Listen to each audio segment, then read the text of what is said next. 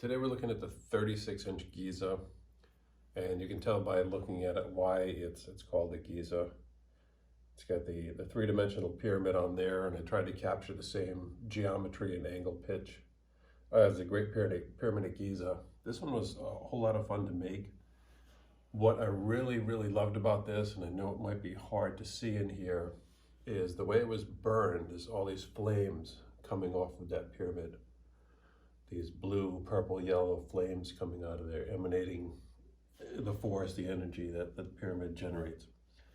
And down at the bottom, it's burnt a little bit differently also, where there's a projection of movement towards that pyramid.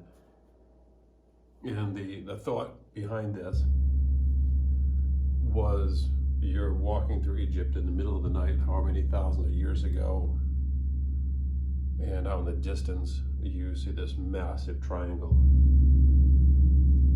sitting out there. And what would that sound like to you in your head? What would you imagine that sound to be? Say you were watching a movie, or if you were there in person.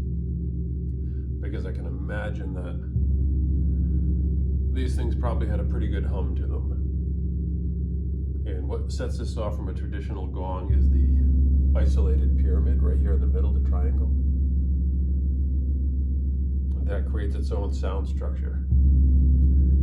I've always said that with gongs like this, when you have these linear features in here, or the circular features, if you're a little bit synesthetic, or have some synesthesia, you feel that. You feel the shape coming off of the gong like that.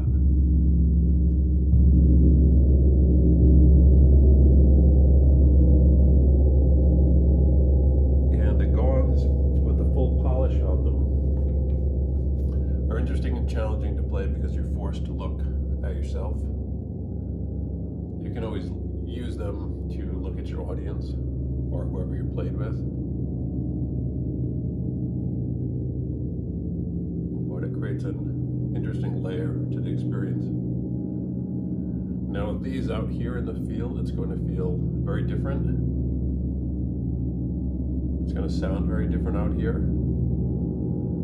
You almost have a Pac-Man shaped membrane. And then when you get out to the corners here, obviously the material is tighter.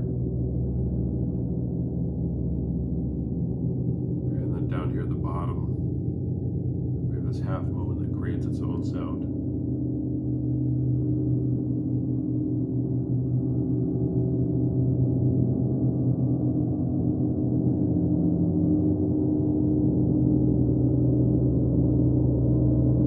Aesthetically, this is one of the most beautiful gongs I've ever made.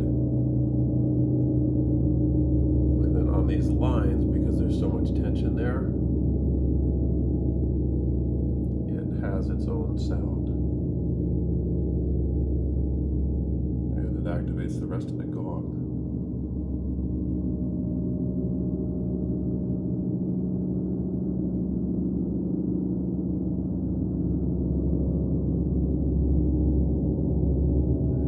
There in the middle, it gets nice and juicy.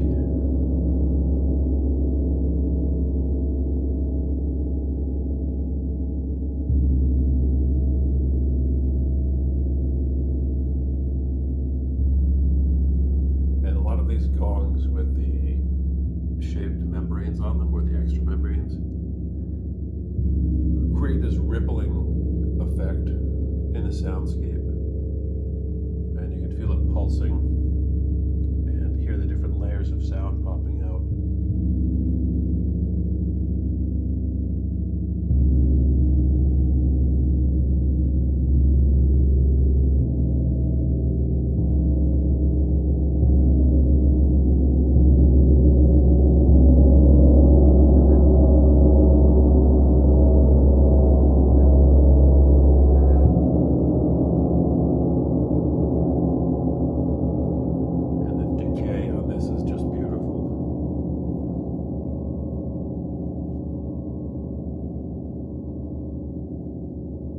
Such a mixture of highs and lows and mids.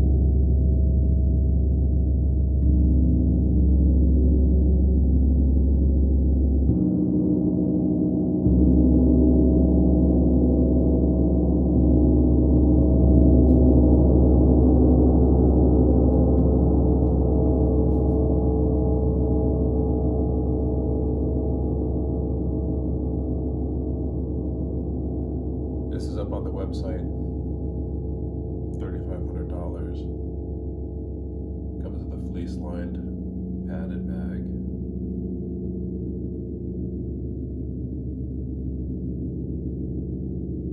You could play this for days and you would never get tired of it.